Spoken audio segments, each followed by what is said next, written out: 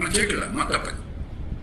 అదేమంటే రాజకీయ పార్టీలు చెప్తున్నాయి గవర్నమెంట్ ఉద్యోగాలు ఉన్నాయి బేట, మెగా డిఎస్సీ పెడతా, లేదా జాబ్ క్యాలెండర్ పెడతా, 100 ఉద్యోగాలు ఉన్నాయి, 10 లక్షల మంది పోటీ పడండి, 10 లక్షల మంది కోచింగ్ ఇన్స్టిట్యూట్లో 100 కోట్ల రూపాయలు డబ్బులు ఇవ్వండి, దానికోసం 2-3 నెలలు తిరగండి, 100 మందికి వస్తాయి. ఇదా పరిష్కారం? ప్రభుత్వం అంతకంటే ఎక్కువ ఇవ్వగలుగుతుందా మన పన్నుల డబ్బులతో? ఇందుకోసం తెరగా కూర్చోబెట్టి వ్యాపారం కోసమా? మార్కెట్లో ఎలాగ ఉపాధి కల్పించాలి, దాని మీద దృష్టి లేదు, నిజాయితీ లేదు, అబద్ధాలు ఆడుతున్నాం. ప్రతి రాజకీయ పార్టీ ఎలక్షన్ టైం లాగానే నీకు గవర్నమెంట్లో ఇంకా ఉద్యోగాలు ఇచ్చేస్తాను, పచ్చి అబద్ధాలు ఆడుతున్నారు. మొత్తం 100 మందికి ఉద్యోగాలు అంటే 3కే గవర్నమెంట్లో వచ్చేది, ఈ 97 మంది బతకక్కర్లేదా?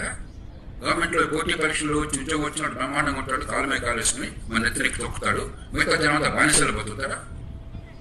ఎలాంటి సమాజాన్ని సృష్టిస్తున్నాం మనం?